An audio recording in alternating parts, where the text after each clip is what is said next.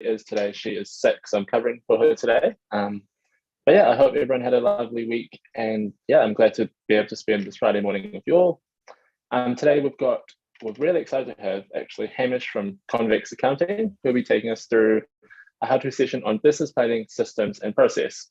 This is a great chance to get your questions answered by Hamish, the expert here. So you can use the Q&A function on Zoom, you can use the chat function on Zoom as well. If you're watching on Facebook, LinkedIn, or YouTube, just chuck your comments in the type your comments into the comment box, and then I'll pass them on to Hamish at the end. And yeah, make the most of it. And that's all from me. And I'll pass it over to you, Hamish. And yeah, have fun. Morena whānau, thank you for joining me. I'm really excited to be here, and thank you, Tip, for the welcome as well. I appreciate it. Now, as Tip said, please post your comments. So whether it's on Facebook, LinkedIn, here on Zoom, if you can post your comments, then I can engage, because everything is about engagement. And yeah, I'm talking about systems and processes and planning today, but what that comes back to is connection. And I want to connect with you today because, between you and me, we've only got this kind of tiny little lens, and we view everything through a lens, be it our business, be it how we engage with each other. So if we can be aware of how we're looking at things, how we're looking at the systems and process and other elements within your business, then we can move forward together and create a business that's more integrated, create a business that actually works. So to begin with, I'd like to engage with you. So can you dump in the chat panel just where you are in Wellington, where you are in New Zealand? Obviously, I'm here in Wellington. It is always a beautiful day in Wellington. There's never any wind, but today is actually okay for once. So thank you for joining us. Look, we all went into business at some point to earn more time, or get more control over what we do, or to earn more profit. And it's the time, control, and money that we all went into business to get, but more often than not, we don't end up with. So you look at it and you go, shit, I'm busy. I've got so much to do. And when your to-do list is like that, you feel like you've got no control. And when your to-do list is like that, you kind of just feel like you're a firefighter and you're wearing this firefighting hat the whole time. And it's with the firefighting hat on that you kind of chase a million and one things, but then you're out of control. God knows I am from time to time. And it's the lack of control that means we don't have the time. And then when we don't have the time, we don't earn the money that we should. And often we don't earn the money that we should because we're too busy. We don't work on our business, we work in it. We don't spend time with our family, all that sort of thing. So thank you all for joining us here today to be part of this, because it's something that I'm really passionate about. It's something that has helped me transform my business, Convex Accounting. It's what's helped me work with my wife to launch Convex Legal. It's what's helped me open a bar. It's what's helped me open a business school. It's the time, control, and money we get through better systems, better process, and better planning. So thank you. Welcome, Erin from Wellington. Nice to have you with us, and to everyone else as well on Facebook and LinkedIn. So I was setting up my desk here for the presentation that I'm going to give today, and my kids walked in, and I'm kind of talking about my kids because I want to build connection. And they're like, Dad, what are you doing? And Zoe, our youngest, she's 6, goes, can I draw you some pictures for your presentation? So I have to show these. I promised her I would, and I promised her that I'd show everyone else. So Zoe drew the time picture. I don't know how well you can see that with the focus on my screen, because she's like, Dad, what are you talking to people about? And I'm like, how we can earn more from our businesses. And then she goes, well, how do you do that? And I go, well, controlling your time. And Bo, one of my twins, he's 7, drew that one. I think my 6-year-old's picture's better than my 7-year-old's. Don't tell them. And then I'm like, well, Dad, how do you get more time? And I'm like, well, with control. And Harry, the other twin, draws a TV remote because apparently that's what we control the world with. And it's this time, control, and money that I really want you all to get. Because when I went into business with Convex Accounting 10 years ago, I was walking down Lambton Quay in Wellington before it was full of protesters, which I don't want to get into. And I'm walking down the street and my shoulders are back and I'm feeling really good. And I feel like I'm going to take over the city, not as a protester though, I promise. But then after a little while, I go, man, this is hard. Shit, this is hard. I'm out here hustling for work and I can't find customers. And I'm on my own. I didn't have an office. I was literally working out of the back of my car riding all around town, trying to drum up work and hustle as much as I could to get anything. And it was slow and it was hard. And the excitement that I got and the passion that I had with my shoulders back pretty quickly dissipated to a point where I'm walking around like this with my shoulders hunched forward, and I felt out of control. And, you know, I've gone from being a startup with all the energy in the world to kind of losing that energy. But after a while, you get a little bit of traction and the energy comes back, and you get to this point where you've got some income and you've got some lifestyle. And then I plateaued and I didn't move forward. And I kind of gradually tapered away. And what I've seen over time is the same thing happening in business after business. And I felt it myself in my own businesses from time to time. And it's what I call the business growth curve. You know, you go into business and you experiment, you have a good idea, and it works really well.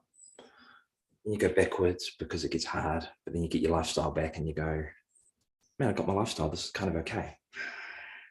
And I know that at that point for me, I got a little bit lazy. I was like, I've got something that's working. Yeah, I'm having to work too hard for it, but I've got something that's working. And I stopped working. Yeah, I cruised. And as a result, I kind of tapered off in the middle of that danger zone. And I woke up one morning outside McDonald's, and I'll tell you about it a little bit later, where I was kind of thinking, you know, how do I get out of this rut? I've got to stop being lazy. I've got to move forward, hire more people, do more things, get more, to kind of reach this stage of leverage leapfrog, to get to a stage where you can either exit your business or it's going to drop away and fall. But along the way, you know, as I said, I struggled because I got fat and lazy and I didn't have the right systems. And look, we know this, the sales statistics about small businesses failing. Yeah, those statistics are horrible. The thing is, though, that of businesses with 10 to 50 full-time employees, which in New Zealand is a pretty big business, right? It's bigger than me. It's bigger than most people. 46% of them fail. 46% of medium-sized businesses fail, not to mention the 20% of businesses with more than 100 FTEs. So 20% of big businesses are going to fail. And if 20% of big businesses are going to fail, how is it that we as small businesses are meant to succeed? And the answer is system, process, and planning. Now, excuse the rubbish truck going behind me, the joys of working from home.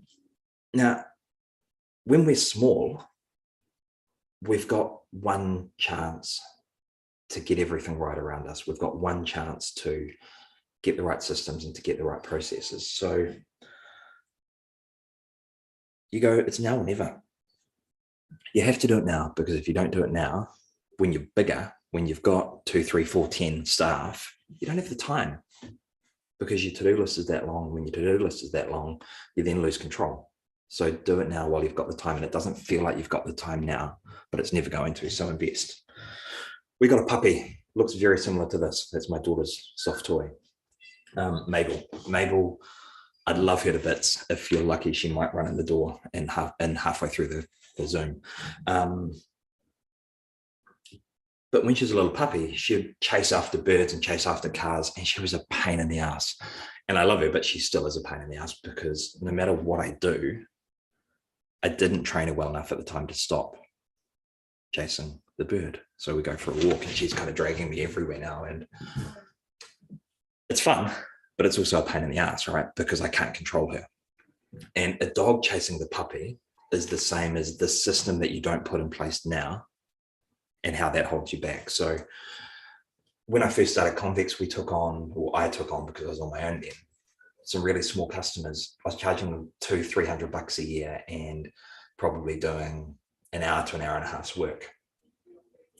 I didn't have a really good onboarding system to bring customers through the door. Now, those customers are lovely and they pay, right?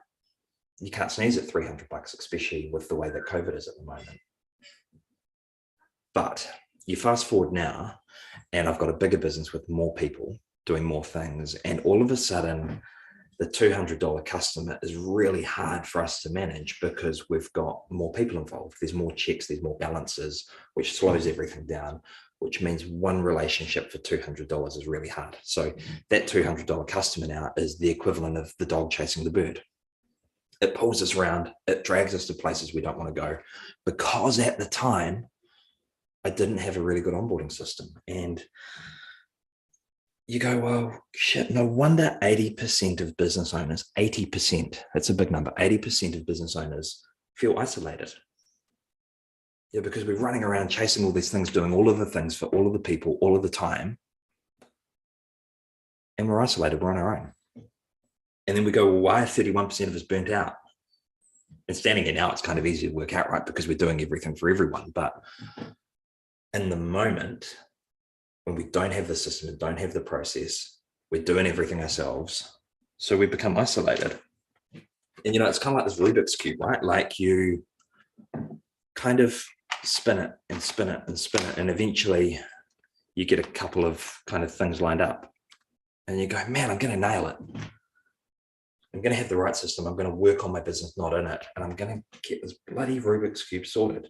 Now, the truth is I can never get these done. I think I can, but I can't. I wish I could kind of hold it underneath the screen and bring it up 2 seconds later completed, but I can't. And the same is true for business. We can't get everything to line up. There's never going to be a perfect moment to do your systems and to do your process and to do your planning. So get on with it and do it now, because getting as many of the colors lined up as you can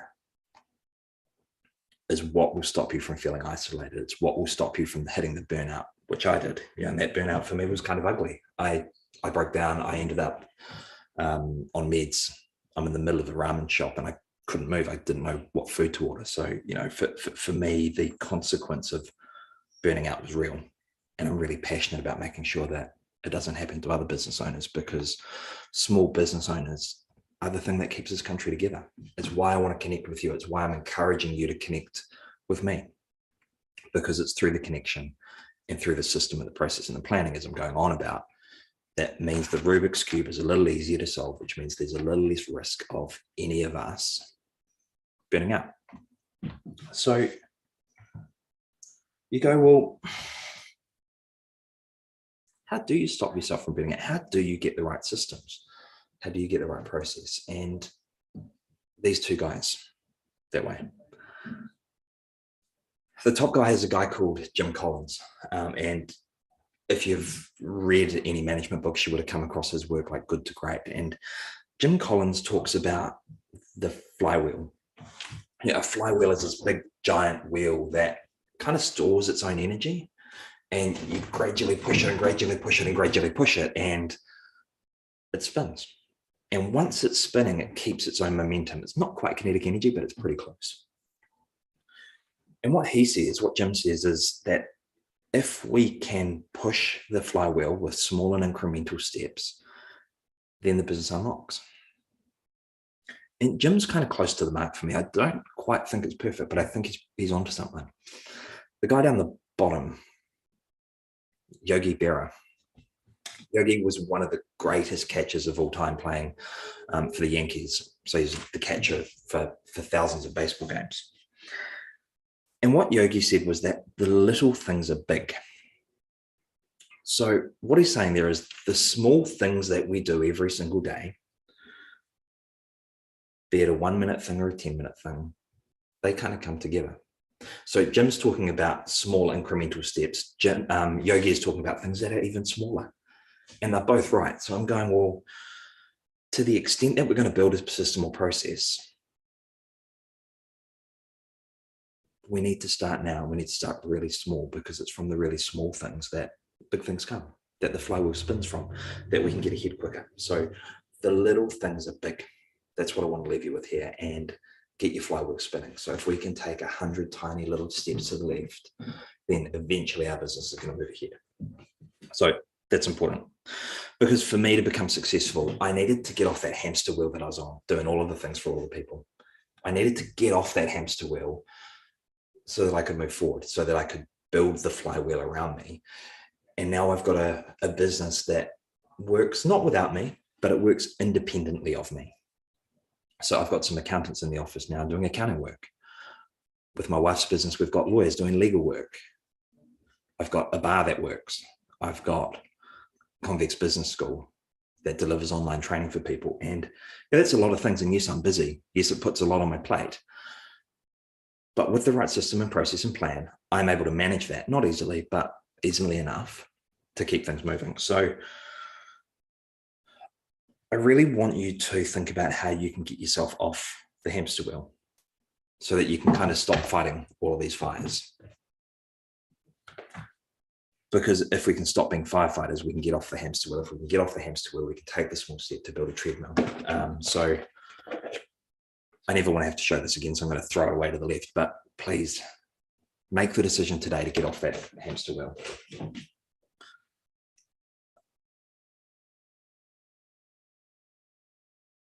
What I want you to do now is to get a bit of paper.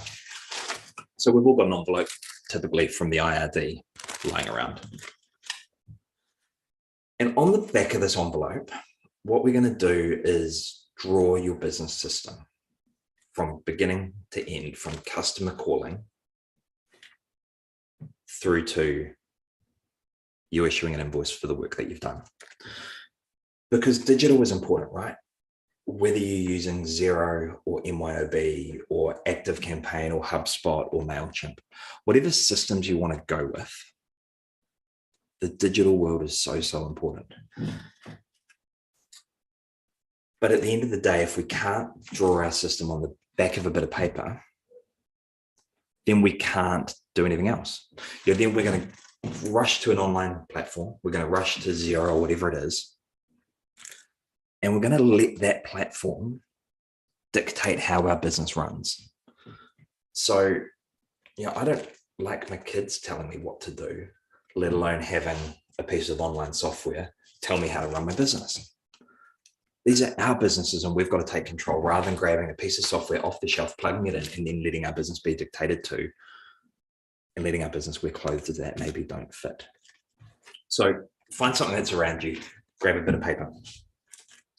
Now, in the chat, or text me if you know my phone number, you can probably find it online, or reach out and let us know. I want to pick one of your businesses. So can someone give me an industry that they're in? And I'm going to map out what a system could look like for your particular business. I'll give you a couple of seconds to do that. As my phone starts binging. Cool. So I am going to do it. Oh, okay, Charlie, you win. I'm going to do it for Charlie with knitwear manufacturing. Knitwear manufacturing was much more is much more interesting than the plumber that I was going to do it for. So let's do it for the knitwear manufacturer. It's going to be a little complicated because I wasn't thinking that I'd get something that sort of niche. But bear with me 2 seconds.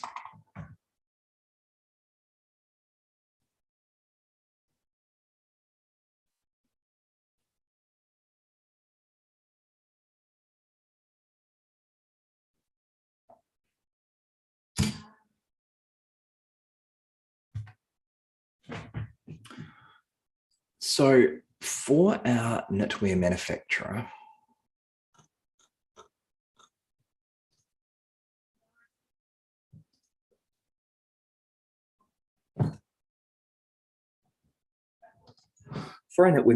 what we have to begin with, right, is that we have to purchase some stock. So we have to, and forgive me, Charlie, I'm probably going to butcher this totally. We have to buy some stock, we have to buy some wool. We then have to turn that into knitwear. So we need to do some work on it. We then need to have somewhere to store it. We need to have some shelves to keep that on to be able to get it to market. We then go, well, once we've stored it, we need to have some sales reps out there. We need to have some people on the road who can get out and who can kind of sell what it is we've made. Then after it's sold, you have to be able to ship it. Then you have to be able to invoice it. And then once you've invoiced it, you have to be able to collect it. And then once you've collected the money, you then look at it and go, well, let's pay a dividend. or let's buy some more stock and keep the cycle going. Now, hopefully what's on the back of your envelope looks a little bit neater than mine, but you kind of get where I'm going with it. So I look at it and go, well, of this system, what are the bits that interrelate with each other? So there's got to be some correlation between your stock ordering and your invoicing, or your stock ordering and your accounting system. But then for that to work, we need to understand how much stock we need to produce a set number of garments. Because it's from that set number of garments, right? That means we've got enough to be able to sell. So there's a correlation between the stock you order, the units you can produce, and then the amount you can sell. So if we join those three, then you go, well, we've also got to have a connection between the invoicing, so what you invoice people, and the sales. So that's going to be your accounting system. There's also going to be a connection between your knitwear, so the amount that you produce, and your staffing levels. So you've got to have visibility around your staffing or your rostering. So then all of a sudden we go up there. And then you go, well, after the staffing, what do we need to know? Well, we need to have some sort of kind of productivity or KPIs around them. Now, personally, I'm not a big fan of KPIs because I think at times they can drive the wrong outcome, but we've got to understand what we should have expected of our people, because it's from those KPIs that we make a sale. So the staff to the KPI, back to the sale, because if they're not delivering on the work we need them to be delivering, then you've got an issue. So everything becomes connected very quickly. So then you jump online and you look at Xero and you go, well, Xero is great, right? And personally, I think it is. It's the only system I would go with. But you jump online, you look at Xero and you go, Xero integrates with everything. It integrates with rostering. It integrates with stock management systems. It integrates with your invoicing, obviously. It can integrate with your CRM and your sales system. And you go, man, where do I even begin? It's big and it's massive and it's scary. And you go, I'm just a knitwear manufacturer, right? How do I join all of these dots? How do I pull everything together? And the answer for me lies here on your envelope, not on your digital tool. So I come back and go, how do we make this very, very small? So let's not worry about any of this. Let's go to something that's small. What is the smallest part of the business that we can focus on today to make a difference today? Because to come back to Yogi Berra, little things are big. So the smallest thing we could possibly focus on, and the thing that's the earliest in the process, would be how we sell. And to that end, what I'm wanting to know, right, is A, who my customers are. So I want to get a list of who they are and then what I sell them. Because if I know what I'm selling, then I know what I need to produce. If I know what I need to produce, then I can more accurately do my stock purchasing. I can more accurately staff my sales function. So then you go, well, where can I get that information from and how can I automate it? And I go, well, that information can come from Xero. Yeah, your accounting software. So you look at it and you go in there, you've got who your customers are, you've got the sales you're making them. So let's try and tie those two together. Let's not worry about your reordering just yet. Let's not worry about your KPIs or your production times or anything like that. Let's just get your customers into a list with what you're selling them, how often you're selling them things. And then from there, everything else unlocks. So once you've done that, you might then look at the other systems and the other processes around the outside of your business, because if we overcook this thing, it gets too hard. If we overcook this thing, we're not going to do anything. We're going to be paralyzed. So if there's nothing else you take from my session today, as soon as you get off this call, walk out and write one template email that you can automate so that you don't need to write it again.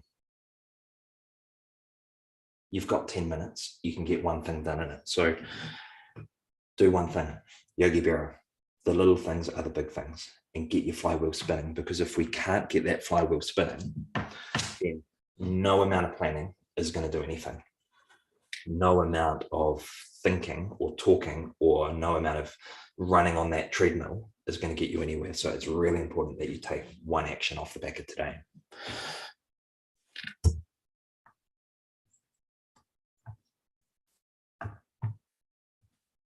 So then I go, well, what's next?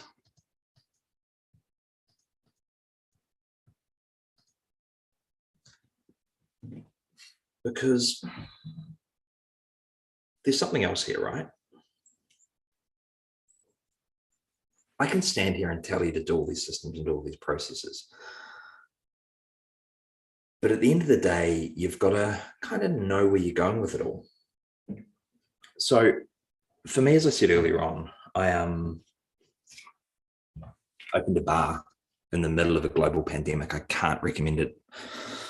It wasn't the greatest idea, but it's really coming to fruition now because we've got the right system, we've got the right process, and we had a vision for it. So Kwekwe Lane, if you're in Wellington, please go down, please support it. It's been tricky with the protests and the number of people who aren't in the Wellington CBD. But the processes and the systems that we've got at the bar have really unlocked a vision for us. So the vision for us is to have a hospitality venue with a Te Ao Māori view of the world, where you're actually looked after, where manaakitanga is real, where there is local indigenous product throughout. So all of the products are sourced here in New Zealand. There's no overseas product at all. And for me, that's something that's really important in a time where we should be loving local and supporting our local businesses. But we walked into it with a plan, which was to create this bar that we're really proud of, that my grandma would walk into and would feel totally comfortable. And we did a different level of plan around it. You know, there was a level at the beginning where we were kind of dreaming and working out what we wanted the business to look like. There was then a plan around how we operationalized it so that I didn't have to be there with my business partner the whole time, how we could not set and forget, but how we could set, delegate to our manager, and empower Jess to do an amazing job, which if you're watching Jess, you're doing incredible. It's about how we use the system to give us as business owners the information we need so that we're not getting dragged into everything the whole time. You know, so at the bar, I don't worry about reordering. I don't worry about our wastage. I don't worry about our margin, because I've got massively capable staff and systems over the top, which give me the information that I need as a business owner. One last plug for the bar. If you're in Wellington, head down. But it's not easy to do, but it is. The system and the process comes if we get the people thing right, because fundamentally, it's about people.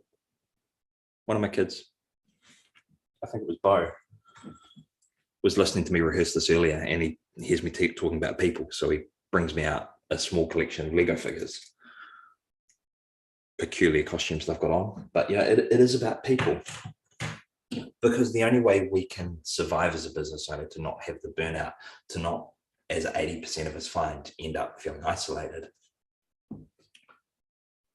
The only way we can do that is to get the people around us to support us and to get the systems around us which support us to keep going. So for our knitwear manufacturer, the systems have to get to a point where the business owner doesn't need to worry about reordering, because you've got enough things in your head to worry about rather than, am I going to run out of wool today or not?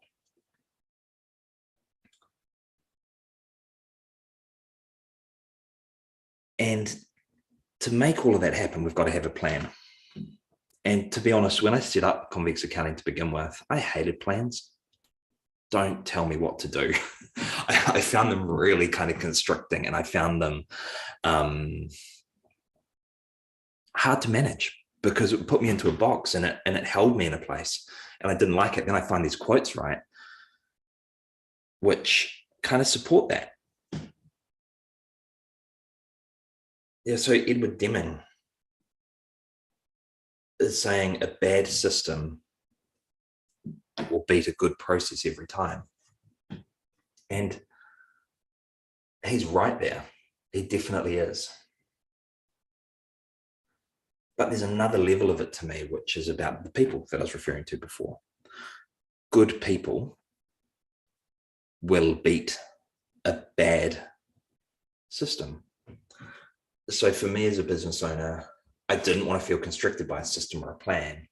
And as a good operator, I could kind of fluff my way through it, because if the system broke, I would just hustle to get it done. If the system broke, I can jump in and paper over any crack. Yeah, I might work until midnight, but it's not sustainable. It doesn't work in the long term. So on one hand, we're going, yes, a bad system will beat a good person, but equally a good person can beat a bad system. And that's all of us as business owners. We're all good operators. We're all good at what we do. But we use that as an excuse not to have a really good system. So then we go, I'm busy, let's go and get some staff. But if the system isn't good, then the bad system will beat the good person. Yeah, forbid you end up in a situation where you've got a bad person and a bad system, then everything falls apart. That's happened to me. Ugly, ugly, ugly. Then you end up with 90-day performance, 90-day trial periods that go wrong, or you end up with a workplace culture that's kind of a little bit toxic. Yes, I have created the toxic workplace environment from time to time, and I'm really attuned to it now, because I've got to have a situation and I've got to have a plan to make sure my good people are supported by good processes. These good processes need a process around them. A good system or a good process doesn't just invent itself. So we've put together a bit of a fact sheet, which you can download, which will step you through the process to build that system and to build that process. So if you want to get access to it, scan the QR code or flick me a message on LinkedIn. I'm happy to send that through to you. I'm really passionate about sharing these sort of resources, because building the bar, building Convex, has taught me that the system can really unlock our ability as business owners to perform and move forward. So download it. Please do it for yourself. If you're not going to spend 10 minutes writing your template email for your new customers, download the worksheet. Spend half an hour working through that. I think it'll make a real difference for you and your business. But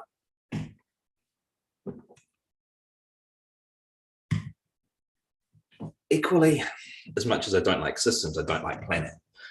So when I first set up Convex, I went out and I was reading some quotes, as you do, and there's one from Winston Churchill which says plans are of little importance, or you look at Dwight Eisenhower, plans are worthless. And that's exactly how I felt. I'm like, what's the point in doing a plan? If you look at a bloody weather forecast, it's wrong 5 days out of 10, probably more here in Wellington, truth be told. So you go, well, if the weather forecasters can't get shit right, how the hell is my business plan going to be relevant? What's the point in wasting all this time doing a 10-page business plan if I'm not going to follow any of it? Because I'm small and I can't predict how much my sales are going to grow. What's the point in planning when I can't predict how anything is going to go, especially in COVID times, you know? So forget it, don't plan at all. And on that basis, you know, Convex has been really successful, but it took me 3 years to hire my first employee. And that was a mistake. I should have done it sooner, because I think it slowed down the growth of our business probably by 2 or 3 years. On the other hand, Convex Legal, my wife's business, which is amazing, Catherine hired her first employee the day she opened the business. No customers, no revenue, one employee. And yes, that was scary as hell. But there was a really clear plan for how the business would grow and scale. And Catherine's ability to follow a plan is much better than mine. So because she was able to execute on that, her growth ramped up much, much quicker, to a point now where her business, although half the age, is as successful as mine, which has been going twice as long. And I put that down purely to kind of the capability of Catherine and her team, but also their ability to plan and move a business forward. Because if you look at the rest of these quotes, right, you look at it and you go, well, plans are of little importance, but planning is essential. Or plans are worthless, but planning is everything. And it took me a long time to come around to that, to a point now where I go, you know what, everything is about planning. Everything is about how we walk around the outside of our business to examine it from different angles, because it's as we start to examine things from different angles that we can see different problems. And how we see those problems is how we solve them through our plans and systems and processes. So to come back to the knitwear manufacturer, right? If the plan is to double the size of the business, then the depth of the system is going to be different than one which is of a niche manufacturer where the business owner and maybe one or two others are doing the work. If it's smaller, then I'm going, let's just focus on the markets we sell into and get really clear systems on the profitability from each customer. If, on the other hand, we're going to scale and grow this thing really big, really quickly, then it comes back to the overall system and how all of the different moving parts integrate. The bigger we are, the more moving parts, so the more important the system. The smaller, the more that the owner can be over the top of, but the more important thing becomes the margin from each customer. So it's about that mix and about getting it right the whole time based on the plan for your business. Now, of businesses that last past 5 years, and I was talking before about small business failure statistics. So many of us small businesses don't survive 5 years, but for those that do, 70% of them had a plan. I survived 5 years with no plan. And it was touch and go from time to time, to be honest. The first 6 months, I think I had $4,000 of sales. That was touch and go. Thankfully, we were living with mum and dad. We didn't have kids, so the risk around things was a little different. But 6 months, $4,000 of sales, it was ugly. And I flew by the seat of my pants with no plan. And then you go, well, of the 70% who do get through, of everyone that does get through, those with a plan have 30% higher sales than those who don't. So 70% have a plan.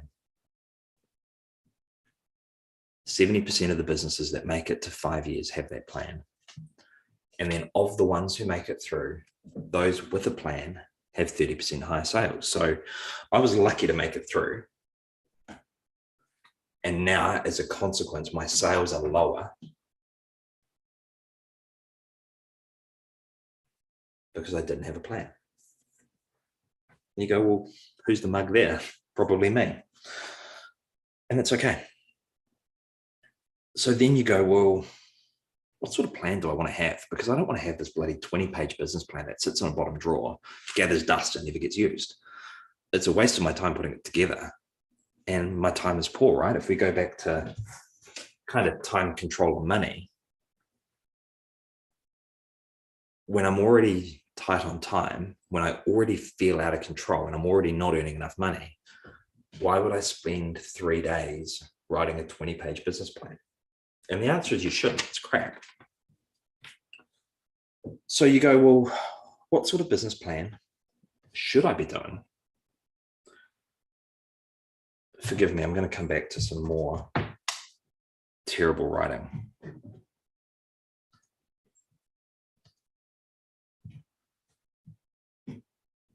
Because at the end of the day, for me, you go, well, if I'm going to do a business plan, I've got to be really clear about why I'm doing it. And the clarity, right, is, well, are you doing this business plan to have a really kind of certain outcome or a certain approach that you want to see in your business?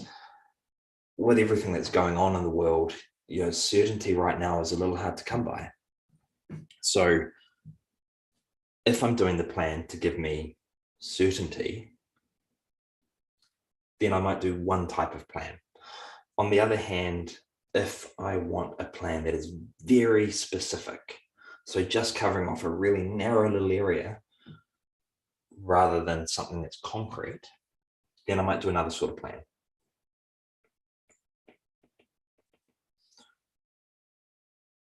And if we draw that up as a graph, right, I go, we can do a plan that is about visioning. Things are very uncertain because I don't kind of know where I'm going. I don't know how I'm going to get there either. So it's very specific. So it's very low in specificity. It's very low in certainty. So I kind of put it here. Then I go, there's another version of the world where I don't have a lot of certainty because COVID is hard. You don't know how to plan. You don't know where things are going. But I want to get kind of specific about a whole bunch of different options that could play out. I don't know exactly where I'm going, but I've got a bit of an idea. So let's come up with a few different versions about how I might operate. Well, then you go, well, I've got a lot of certainty about where I'm going. I'm very specific about how I'm going to get there. So you might have a plan that's all about execution. Or you might have one that you need a lot of certainty on with only one option. So you might have something that you're doing for an external party, say a bank or an investor, where they want to know with total certainty what you're up to. And it's another option. And look, these are all connected, and these all relate to each other. Because I might do a version of my business plan when I'm dreaming. That's what we did with the bar when we were kind of conceptually trying to work out what this thing was, how it was going to come together and what it looked like. It's what we did with Convex Legal when we were going, we've got 3 kids under 16 months in this house. How are we going to come up with a work-life balance that lets us deal with twins and a newborn? Or you might go, COVID's just hit us. I'm really uncertain about what everything is looking like in the world. So I need some specific actions I can take based on different scenarios. Or you might look at it and you go, you know what? I've opened a bar. I know what it looks like. We just need to have a really clear operational plan about what's going on. Or finally, as I mentioned before, you might be doing something externally for your bank, or you might be trying to raise money or whatever it is, and they need a plan that is certain to be executed on with a lot of detail on one particular situation. So the type of plan that you present, or the type of plan that you will be putting together, very much determines the type of system you're going to be running. It very much determines the specificity that's going to go into your system. So to come back to the knitwear example, if I'm going to be small in my dreaming, or if my plan is going to be that I'm quite small, then I'm going to build one type of system. If it's then going to be quite big, then it's going to be another type. So everything is different, but everything ties together. So how you want to do that is up to you.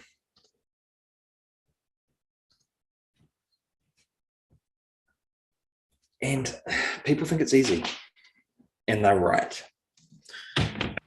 You can go out there tomorrow and put your plan together. You can go out there tomorrow and write a new template email, which is going to shift your business forward. It is as simple as that. But at the same time, it's kind of hard because the system we build today is going to flow through the business for the next 10 years. The template email you write might be so detailed that when you have a staff member, the staff member can't follow it. Or you might build a system and write a detailed manual for our legal team on how to sell a house from beginning to the end, with every step in the middle totally documented. And we looked at the system one night and we're like, why is the staff member just getting it wrong? You know, those days when you wake up and you're like, why the hell do I bother? Because they're just making dumb mistakes. And you go, well, maybe the staff member's incompetent. Maybe that's the issue. But maybe also it's because the system is teaching them not to think. So you go, well, are we going to be a McDonald's factory and just have people churning out the same burgers and have them not think? Or are we going to have a system that is flexible enough and does enough for people to make their life easier, but not so much that they don't have to think? And that's the tension. That's a tightrope. And people look at it and go, well, that's kind of easy. I can just build a template email and then write down exactly what to do, give them a couple of videos and away they go. It's what McDonald's does, so it's got to be easy enough for us. But all of a sudden you create a system where your staff can't think for themselves. And it's hard. Because the other secret here, right, is that McDonald's isn't just a system. 3 of my team at Convex Accounting have worked at McDonald's. And McDonald's spend as much time on these guys. Yeah, they spend as much time on investing in their people because they know that putting a manual up explaining how to flip a burger isn't enough. So of my team, the guys at McDonald's are exceptional, or sorry, the guys from McDonald's are exceptional. And I go, yes, that's because McDonald's had good process. Yes, they have good system, but they equally connect with their people. And that's where I started today. That's the connection between you and I. It's the connection that means our business moves forward, because as Edward Deming said, yeah, a bad system will beat a good person, but a good person will beat any system. So make sure you have that balance right. And then equally, I think, make sure you keep iterating. Make sure you keep changing your systems as your business evolves, because the system that you have as a small business is not the system that you need as you move up the business growth curve. The system that you have today, or what got you here, won't get you there, to quote Marshall Goldsmith. It's a really tricky balance, right? And before I pass back to Tip for any questions that anyone's had through the Facebook or LinkedIn chat, you got to look at it and go, what is it I need today? What is it I need tomorrow? How does the system need to change in light of the plan, in light of the visioning or the dreaming or the scenario plans that I've got? So what do I need to do system-wise to execute on that plan? And then in the middle, what do my people look like? How am I training my people? How am I empowering my people to follow the system better? Because the more I train and empower them, the better they are going to be able to follow my system, because bad people beat good process as much as good people beat bad process. I flashed up throughout the session today a whole bunch of resources. These are all contained in Convex Business School. So if you're interested in finding out more about any of this stuff, head across, follow the QR code. In particular, check out level 1 and potentially level 2 of Convex Business School. There's a promo code up there somewhere, if I can get my finger to point the right way. which will give you 20% off for anything that you purchase in the next couple of weeks.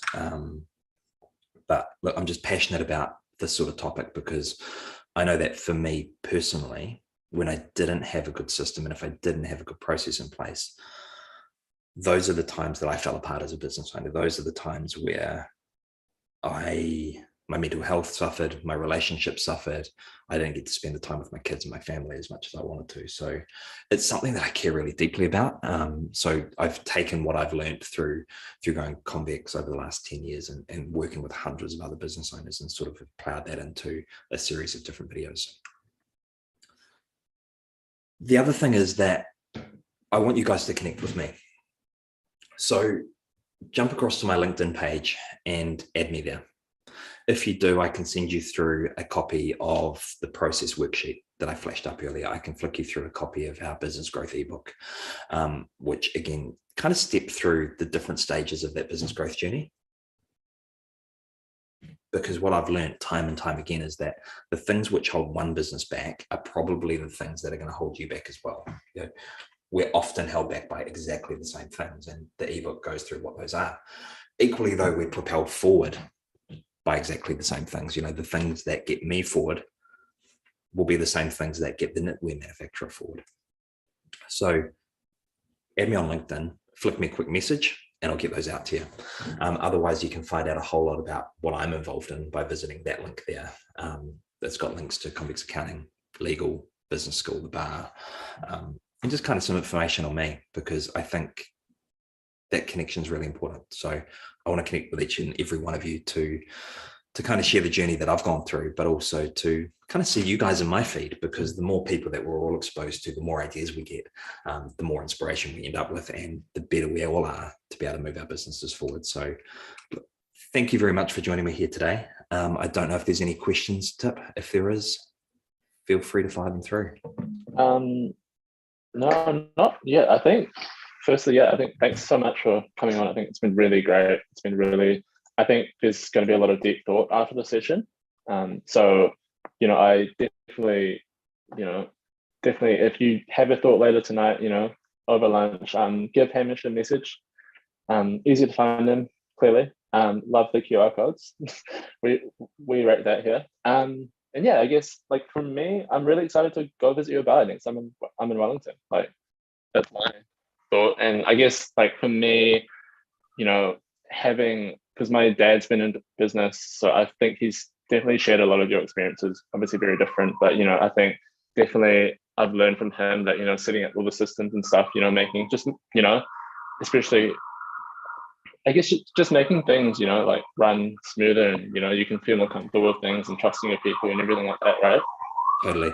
And it's about how we join all the dots together, right? Because there's so many moving parts, right? Everyone's to-do list is probably that long if you're anything like me. And that's what causes us to feel overwhelmed. That's what causes us to burn out. That's what causes us to lose control. So I go, well, what's the one thing I can do? You can grab your bit of IRD mail. That wasn't a good letter. I had to pay them money. So grab the back of your envelope, scribble out what your processes are, choose one of them, and take 10 minutes now. Like we've all got 10 minutes. If we don't have 10 minutes, we're doing something wrong, right? So get a cup of coffee, get a bit of IRD mail, scribble out your process, and then choose one thing to fix, just one thing, because that's what lets us kind of spin that flywheel a bit quicker. Definitely. Yeah, definitely. And definitely loving the the idea of email templates and stuff. Like we use them here at Digital Boost. I've used them in like all my old marketing jobs and everything, because that's my background. And like it's just definitely find ways to if we just say work efficiently in a way, and kind of thanks Hannah, thanks everyone for joining. And I guess Hamish, have any closing thoughts? Again, please get in touch with Hamish. I definitely, if you're not booked in for the session, I'll make sure you are. But I'm definitely really excited to hear from you, and definitely get to know you more and what your ventures are and stuff. So any thoughts, Hamish? Oh, look, this is stuff that I care about. It's stuff that has transformed my personal life. It's stuff that has transformed my businesses. So when it's something you care about, I'm kind of happy to rant about it all day long, to tell you the truth. So no, thank you all for joining us and for being interested in a topic which is a little vague at times, but it's also a topic that's totally transformational. So use the back of your envelope, then find the right digital tools to empower your business to get things forward quicker. Yeah, amazing. Well, yeah, definitely, we'll be in touch with you soon, Hamish, and everyone else. Have a lovely weekend. Yeah, again, get in touch with, us or Hamish if you have any questions about anything. And yeah, have a great weekend, and we'll catch you all later. Nice. Happy Friday.